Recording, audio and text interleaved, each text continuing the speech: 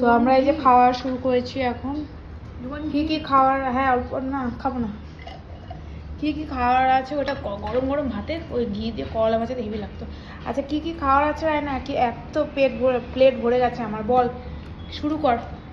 करेला फ्राई, এটা কারেলা ফ্রাই, তারপরে मूला का चार, মূলার আচার, गोभी पत्ता बाटा, কফি পাতা বাটা, बेगुन, বেগুন, पालक, পালং শাক, স্যালাড, मशरूम, मशरूम आलू, মাশরুম আলু, सैलड, একটা মূলার আচার, ধনে পাতার চাটনি, করলা ভাজাগুলো দেখো কটকটা এয়ার ফ্রায়ারে হচ্ছে, আর এখানে শসা গাজর টাজর সব কিছু দিয়ে, আর এটা হচ্ছে তোমার আলু পরাঠা, হ্যাঁ আর হচ্ছে আলু ফুলকপির ডালনা।